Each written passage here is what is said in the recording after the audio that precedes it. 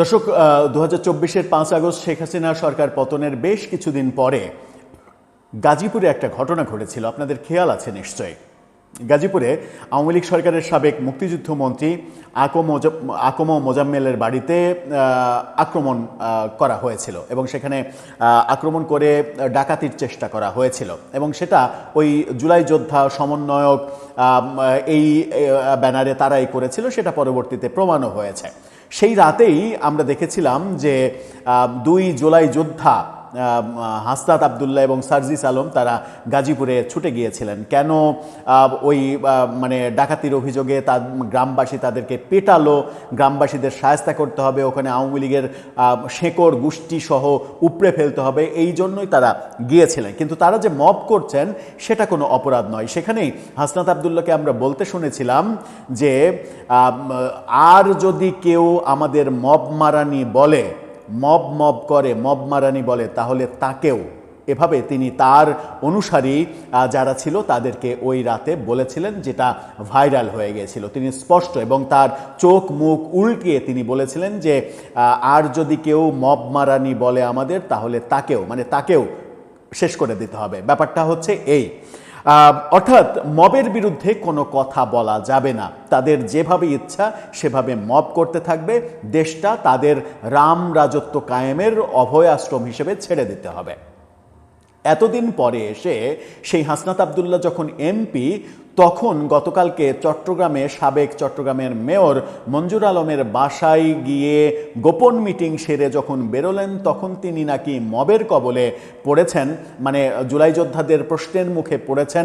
এই ব্যাপারটাকে মব করা হয়েছে, মব করে তাকে হেনস্থা করা হয়েছে, এই দাবি করা হয়েছে। তার মানে এতদিন যারা মব করেছেন, মবকে পৃষ্ঠপোষকতা দিয়েছেন, মব করলে কোনো আসামিকে থানায় ধরে নিয়ে গেলে থানায় গিয়ে মুসলেকা দিয়ে সেই আসামিকে ছাড়িয়ে নিয়ে এসেছেন, সেই তারা এখন অভিযোগ করছেন তাদের বিরুদ্ধে মব হচ্ছে। মব কোথায় আসলে? বাংলাদেশে তো মবের অস্তিত্ব কোনোদিনই ছিল না এবং প্রফেসর ইউনূসের আমলে মব এই শব্দটাকেই তো স্বীকার করা হয়নি। তাহলে প্রফেসর ইউনূসের শাসনামল শেষে বিএনপির শাসনামল যখন শুরু হলো, তখন কি মবের জন্ম হয়েছে?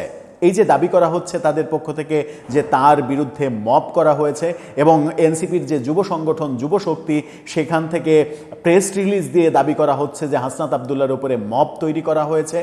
কেন হঠাৎ করে এই দাবি করা হচ্ছে? কি দাবি করছে তারা? চলুন একটু জেনে দেখি এই ভিডিওতে। থাকবেন পলিটিক্স টিভির নিয়মিত আয়োজনে।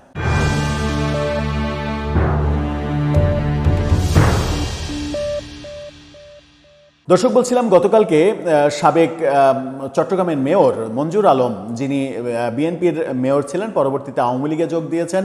আওয়ামী লীগের যোগ দেওয়ার পরে মেয়র নির্বাচন, এমপি নির্বাচন করতে চেয়েছেন, কিন্তু আওয়ামী লীগ শেষ পর্যন্ত তাকে মনোনয়ন দেয়নি। আওয়ামী লীগের সদস্য হিসেবেই আমরা তাকে জানি। পরবর্তীতে আর দল চেঞ্জ করে তিনি অন্য কোনো দলে যাননি কিংবা বিএনপিতে ফেরত যাননি। তার মানে তিনি আওয়ামী লীগের লোক। তো আওয়ামী লীগের লোক মানে ফ্যাসিস্ট।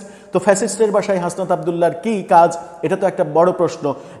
বর্তমান সরকার বিএনপিকে নানাভাবে ফ্যাসিস্টের পুনর্বাসন করছে, আওয়ামী লীগকে ফিরিয়ে আনছে, আওয়ামী লীগকে ফিরিয়ে আনার বন্দোবস্ত করা হচ্ছে। এই যে শিরিন শারমিন চৌধুরীর জামিন হলো, ফ্যাসিস্টের জামিন দিয়ে সরকার আবার আওয়ামী লীগকে ফিরিয়ে আনার বন্দোবস্ত করছে, এরকম নানা সমালোচনা তাদের মুখ থেকে শুনেছে। অর্থাৎ তাদের বিরোধী পক্ষ যখন মানে আওয়ামী লীগের কোনো নেতার সঙ্গে একটু সামনাসামনি, হঠাৎ করে রাস্তায় চলাচল করতে সামনাসামনি দেখা হয়ে সালাম বিনিময়ও করে, সেরকম একটা ছবি যদি পাওয়া যায়, সেই ছবি দিয়েই তারা ঘায়েল করার চেষ্টা করে যে ফ্যাসিস্টের সঙ্গে আঁতাত করছে।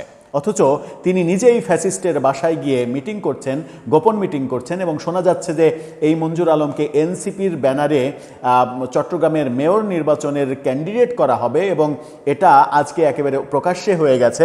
তাদের ছাত্র সংগঠন যেটা ছাত্র শক্তি, তার নেতা বাকের মজুমদার তিনি ওপেনলি বলেছেন যে মঞ্জুর আলম এনসিপির ব্যানারে নির্বাচন করতে চাচ্ছে, একটু ঘুরিয়ে বলেছেন নির্বাচন করতে চাচ্ছে। তার মানে এনসিপি যে তাকে ক্যান্ডিডেট করতে চাচ্ছে এটা পরিষ্কার। তার মানে ফ্যাসিস্ট যখন তাদের সঙ্গে যোগ দেবে তখন আর কোনো সমস্যা নেই। কি বলছে গণমাধ্যম?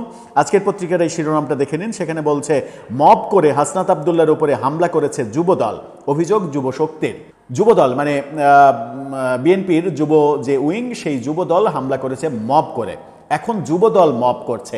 এর আগে যে এনসিপি, তৌহিদি জনতা, ছাত্র জনতা, সমন্বয়ক, জুলাই যোদ্ধা এরকম মানে পরিচয়ে, নানা পরিচয়ে, গোড়া তো একটাই, শেকড় তো একটাই, এক শেকড় থেকে তারা বহু পরিচয় তৈরি করেছিল।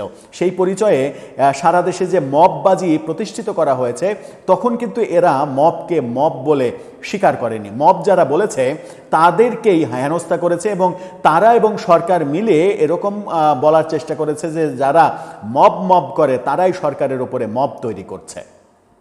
কি বলছে তারা? তারা বলছে জাতীয় নাগরিক পার্টির মুখ্য সংগঠন এবং হাসনাত আবদুল্লাহর ওপরে যুবদল মব করে হামলা চালিয়েছে বলে অভিযোগ করেছে যুবশক্তি। মঙ্গলবার রাতে এই ঘটনার নিন্দা জানিয়ে প্রতিবাদ লিপি দিয়েছে এনসিপির এই যুব সংগঠন।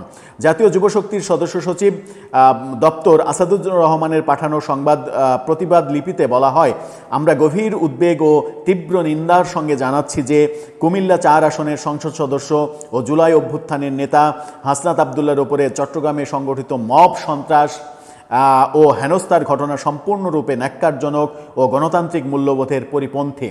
এখন আসছে গণতান্ত্রিক মূল্যবোধ। তারা বলছেন, প্রতিবাদ লিপিতে দাবি করা হয় হাসনাত আবদুল্লাহ চট্টগ্রামের সাবেক মেয়র ও বিএনপির সাবেক নেতা মঞ্জুর আলমের সঙ্গে সৌজন্য সাক্ষাৎ করতে গিয়েছেন। বলা হচ্ছে বিএনপির নেতা, বিএনপির নেতা অনেক আগেই ছিলেন তিনি, বিএনপিতে তিনি আর নেই। তিনি বলছেন যে মঞ্জুর আলম 2010 এবং 15 সালে বিএনপির মনোনয়নপ্রাপ্ত প্রার্থী ছিলেন, খালেদা জিয়ার বিভিন্ন কর্মসূচিতে অংশগ্রহণ করেছেন। তো কি হয়েছে? হাসনাত আবদুল্লাহ তো একসময় ছাত্রলীগ করতো, এখন কি ছাত্রলীগ আছে? সার্জিস আলমও তো একসময় ছাত্রলীগ করতো, সে কি এখন ছাত্রলীগ আছে? সার্জিস আলমের একটা ছবি সামাজিক যোগাযোগ মাধ্যমে আজকে খুব ঘুরছে।